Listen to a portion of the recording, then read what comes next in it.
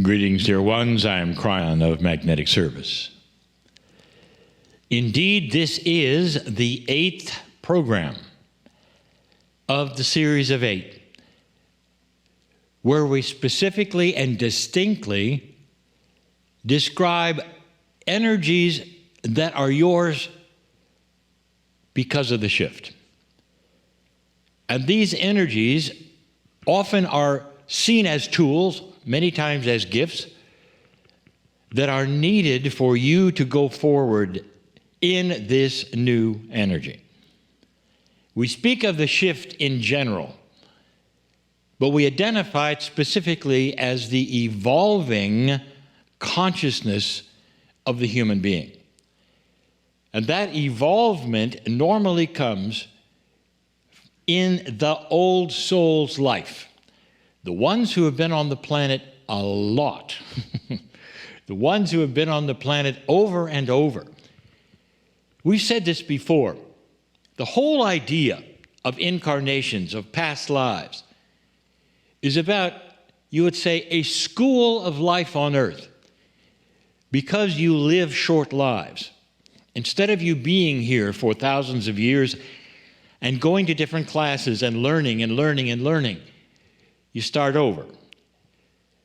But each time you come in, dear ones, there is a remembrance in the Akash of the DNA that is held. This Akash is held in several places on the earth. It's an important part of the energy of the planet, your knowledge, what you have learned. And you come back, even as a small infant, even as one in the womb, you come back, you pick up what you've learned, and you continue. So the old soul then is a compendium. It's a combination of all that has been learned at some level, lifetime after lifetime after lifetime. And here you are in a situation during this shift, ready now to go forward in another evolved state. What we're telling you is that there are tools and there are gifts that you should have that will then enhance this evolutionary energy. Some of these 8 that we have talked about, an 8 which is part of a bigger number, some of these 8 that we have talked about, you already have. And I am aware of that. There will be individuals where this is a review. And even when we get to the circle of 12, and these are handed to you by a bigger you, a self, a higher self, you will say, well, I think I have gone through that. And you have. And then there will be those who listen to this program who have none of them at all.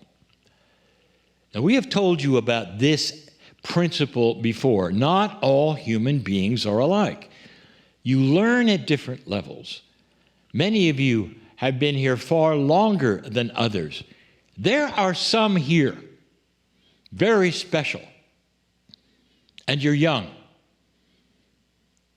And although you have the attributes of an old soul, you really only have been here a few times. And yet you're still awakening to a bigger truth. That in itself is part of the new energy. A quickening, an awakening of those who have not been here near as long as some of the old souls who are also participating. This new energy is allowing those to awaken who have only been here a few times. I address those. There's a lot here for you to learn and feel. Go slow. But in everything you do, absolutely everything you do, look for love. I want you to look for love. That is the test. Is it correct? Is it not correct? If somebody gives you a list of things you have to do, look for love. Does it feel correct or not? The one I'm going to give you today, some of you have conquered, most of you have not. It is one of the basics. and I've waited till number 8. I would like to, in this channel, give you the attributes of the 8 in ways you've never heard before. You look at a number and it has an energy. We call that numerology. But there are many forms of numerology. There's a lot of formulas within numerology. I have given you some of the basic forms and meanings and energies that come from the ancient Tibetan meanings. But there are many more. So let's talk about the 8, because this is the 8th program. This is the 8th tool and gift. 8 is a very, very special number because there are so many who wish to make it mean other things. The thing that you may not understand is that all the systems are correct. You don't have one that is correct and one that is not, because all of the meanings are somehow interrelated with the others. Now, this is a very multidimensional feeling, rather than having a linearity of one thing being true and everything else being wrong, which humans just love to absorb as their truth. Picture this, the 8. What does it look like? There will be those who go for what it looks like before they want to know about the energy. And that's fine, because it still has a meaning for them. The 8 looks like an hourglass, the passage of time. So some will see the 8 as an indication of the time that is passing and what to do with that time. That's valid. Time is passing. It's a new time. It's a time for you to learn about what the 8 means. There are others who will put the 8 on its side. The 8 then becomes the infinity loop. And they will say, well, 8 means the infinite of time. No beginning, no end. It's always in a circle, and it's infinite. It's a good meaning for the 8. In Tibetan numerology, the 8 stands tall as abundance. But it's abundance of whatever it is you're working with. The abundance of love, the abundance of wisdom, the abundance of experience on the earth that lets you do this very study or makes you want to do this study. So you have a very timeless number that's trying to tell you about the abundance of something. So I'll now identify it, so you will understand what this 8th principle is. Here it is, as stated: triumph over worry. You knew this was coming, didn't you? Now, what is worry? There will be those who say, well, you covered this. This is really fear. Kryon, you've covered fear. Worry is not fear.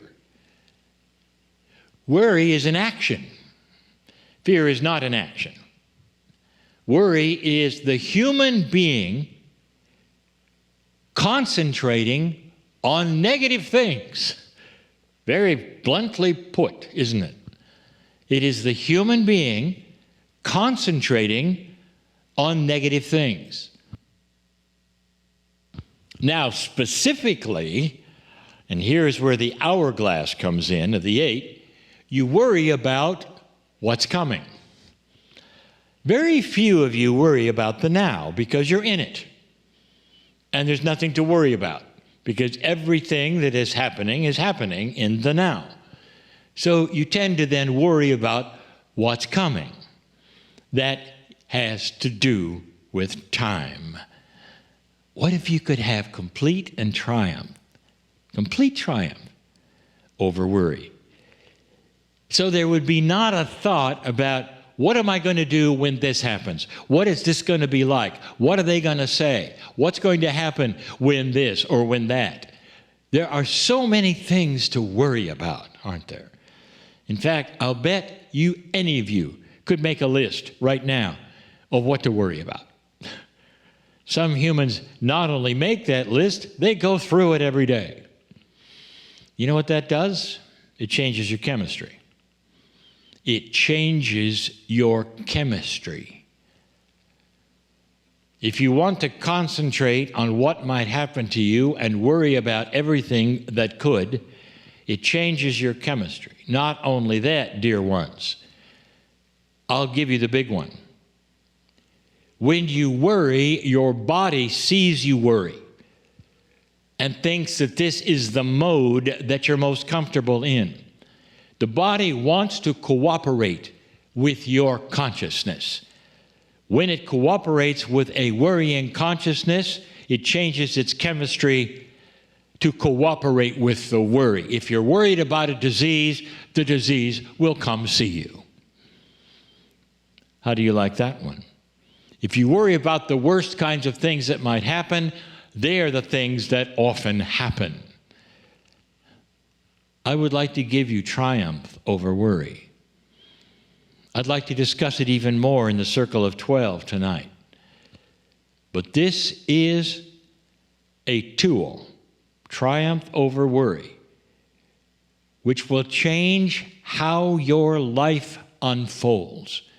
If you're a worrier, dear ones, and you know who you are, it's necessary, this gift, this tool, for you to have triumph over it, victory over it, so it's not the first thing that happens to you when you think of a situation.